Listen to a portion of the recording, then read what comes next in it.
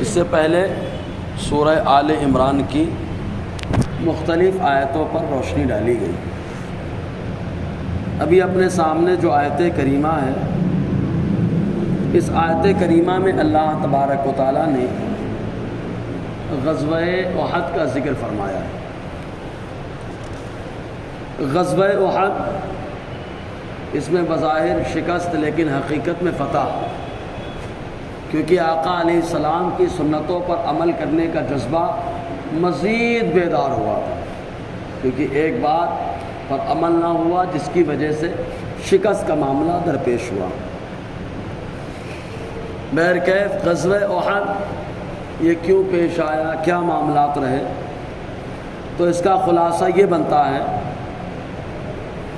کہ بدر کے میدان میں جب کفار اور مشرکین ان کو شکست ہوئی، بڑے بڑے سردار مارے گئے، تو ان لوگوں نے بدر میں آنے سے پہلے ہی حضرت ابو سفیان رضی اللہ تعالی عنہ جو ایمان نہ لائے تھے اس وقت، ان کی سربراہی میں، ان کی سرپرستی میں ایک تجارتی قافلہ ملک شام بھیجا تھا، جس کا مقصد یہ تھا کہ وہاں سے منافع اور خوب جو ہے فوائد کمائے جائیں اور ان کے ذریعے سے سامان حرب و ضرب، جنگی اسلحے وغیرہ ان کا انتظام کیا جائے اور مدینے پہ حملہ بول کر کے مسلمانوں کو نیست و نابود کیا جائے۔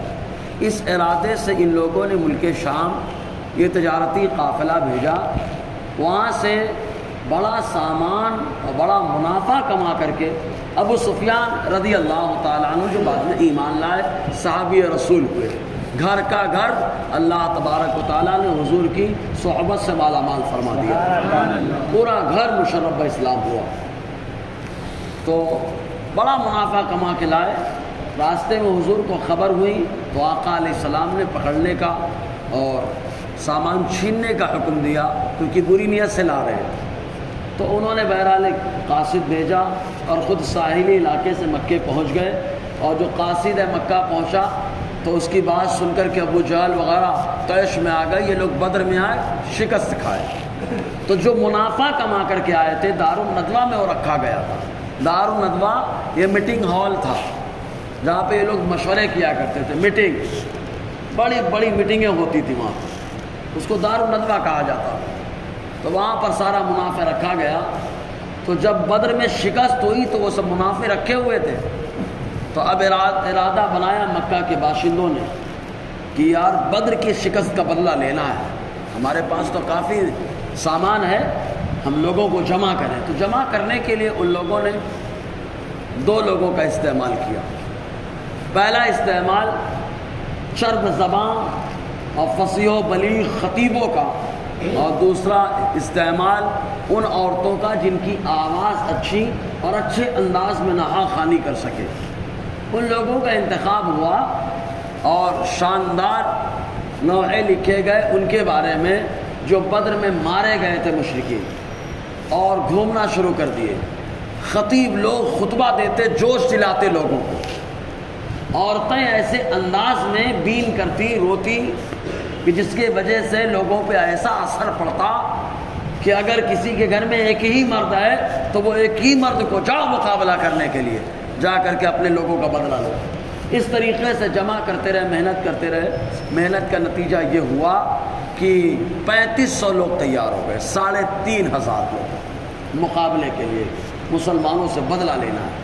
سب جمع سال اور جنگی معاملات میں زبردست مہارت رکھنے والے، اور 500 عورتیں کی ضرورت پڑے گی تو ہم بھی مقابلہ کریں گے، ورنہ جو زخمی ہوں گے ان کا مرہم پٹی کا معاملہ ہوگا، پانی پلا دیں گے اور ان کو غیرت دلائیں گے، جوش دلائیں گے۔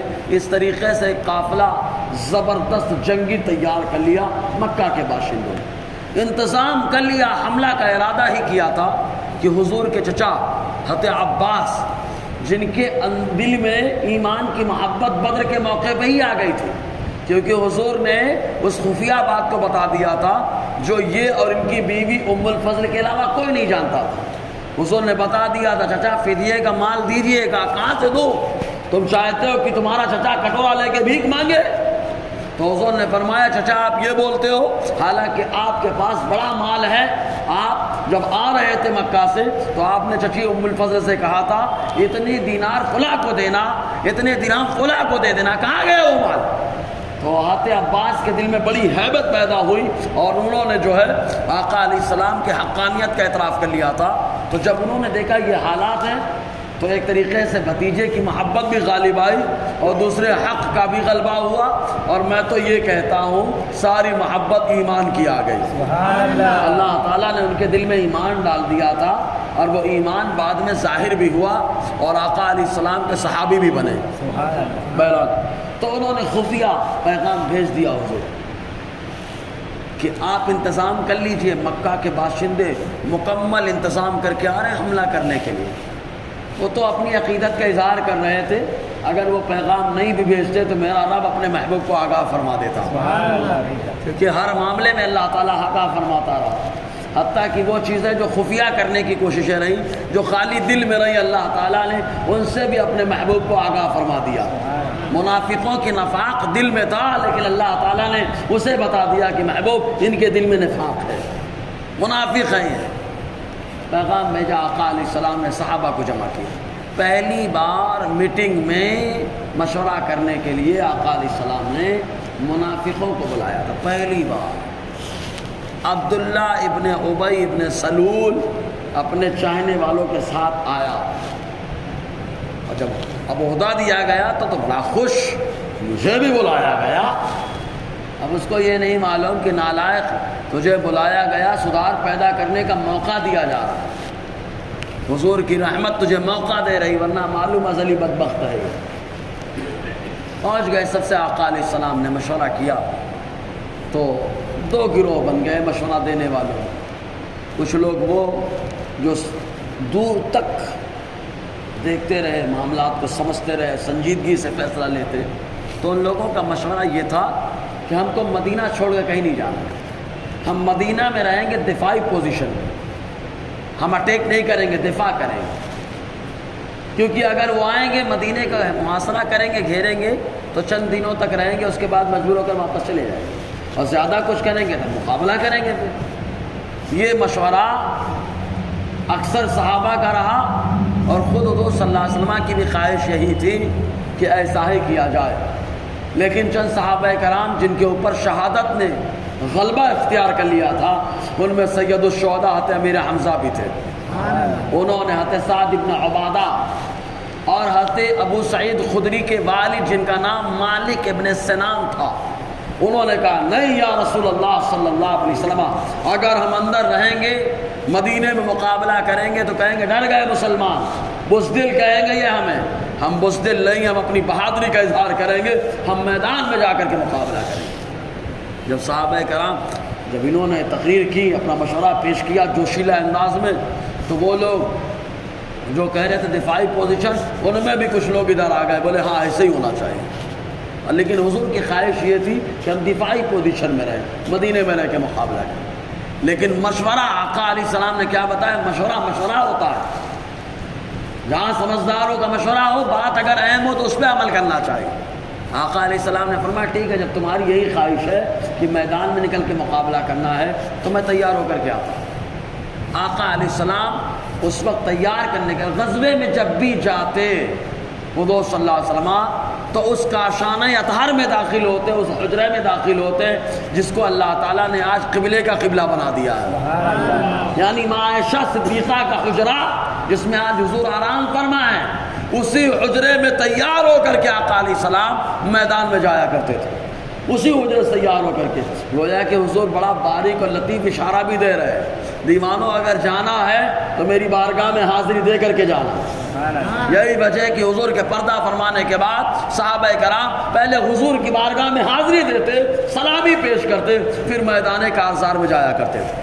یہ صحابہ کرام کا طریقہ رہا۔ امام واقدی نے اپنی مختلف مغازی میں اس کا ذکر فرمایا ہے۔ بہرحال تو حضور صلی اللہ علیہ وسلم اندر تشریف لے گئے، ساتھ میں حضرت ابو بکر حضرت عمر بھی گئے تیار کرنے کے۔ تو آقا علیہ السلام نے امامہ باندھا، امامہ زیتن کیا۔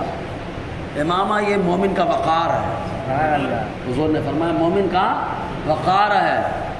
ایک روایت میں عرب والوں کا تاج ہے، عرب کا تاج ہے، مومن کا وقار ہے. اور عرب جو اس وقت کہا گیا اس لیے کہ ایمان اس وقت خالی عرب میں تھا. اگر پوری دنیا میں ہوتا تو عرب کے بجائے آقا فرماتے کہ ایمان کا وقار ہے، ایمان کا تاج ہے. سمجھ رہے نا؟ لیکن آقا نے فرمایا عرب کا وقار ہے، ایمان والوں کا تاج ہے، یا ایمان والوں کا وقار ہے، عرب کا تاج ہے. حضور نے فرمایا، امامہ شریف باندھا آقا علیہ السلام نے. حضور صلی اللہ علیہ وسلم نے اس کے بعد تلوار لی، وہ تلوار جس کے ذوالفقار حیدری بعد میں کہا گیا. وہ ذوالفقار جو ایک کافر سے حضور صلی اللہ علیہ وسلم نے بدر کے میدان میں صحابہ نے چھینی تھی، حضور کی بارگاہ میں پیش کیا. آقا علیہ السلام نے اکثر اس کا استعمال کیا، لیکن ایک موقع وہ آیا کہ حضور صلی اللہ علیہ وسلم نے بڑی محبت سے تحفے میں اپنے داماد حضرت علی کو عطا فرما دیا. تو اس وقت اس تلوار کو ذوالفقار حیدری کہا گیا.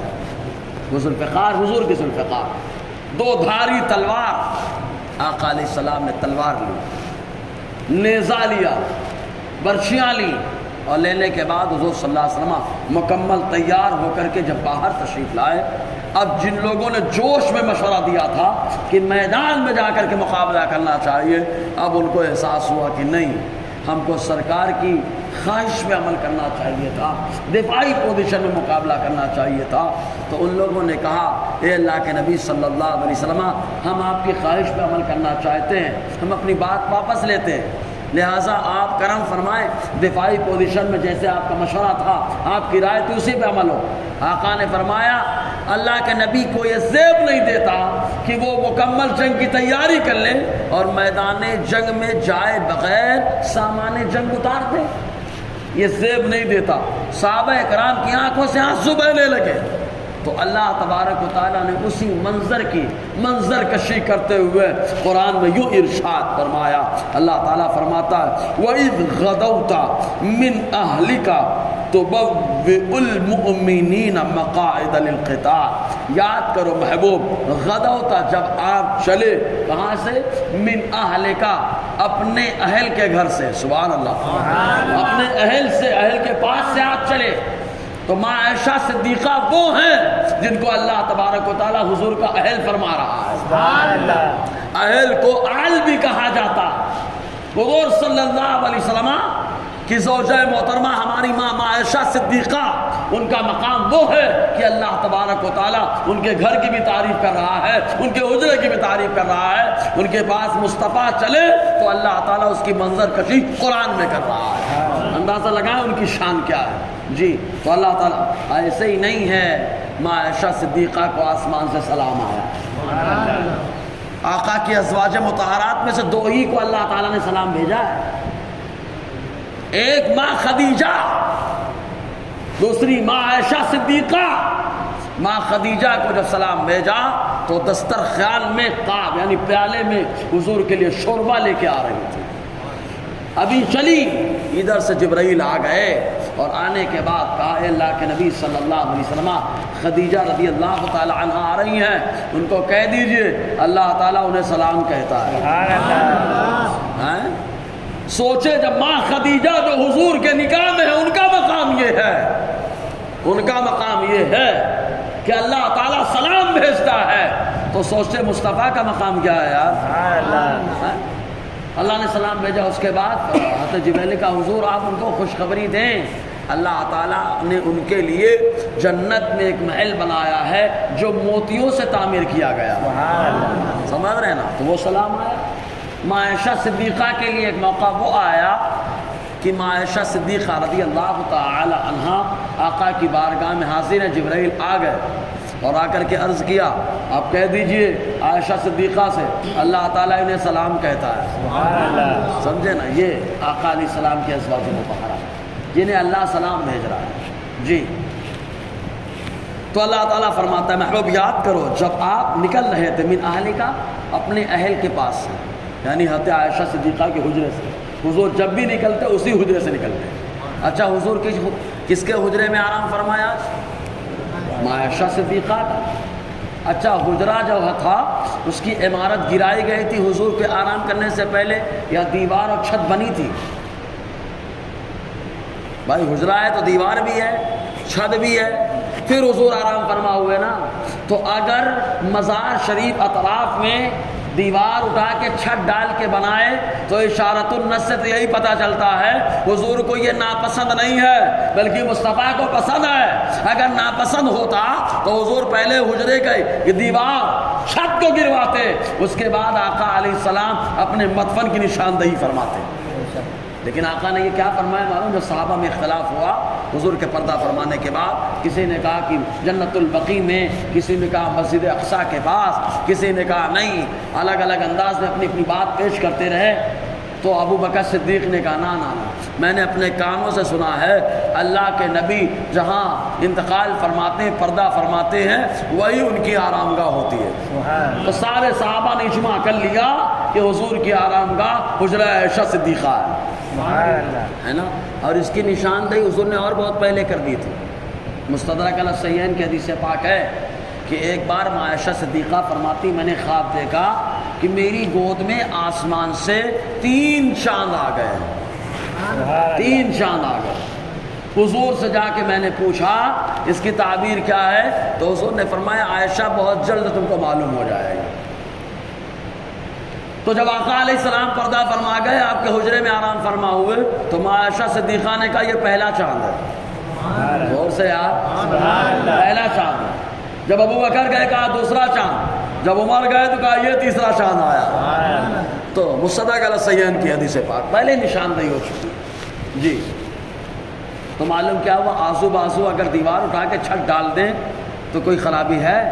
اگر خرابی ہوتی تو صحابہ پہلے گراتے پھر اس کے بعد بناتے، لیکن صحابہ نے نہ گرایا، بس ڈائریکٹ بنا دیا، تو سنیوں کے عقیدے کو بنا دیا، سنیوں کے نظریے کو بنا دیا جی۔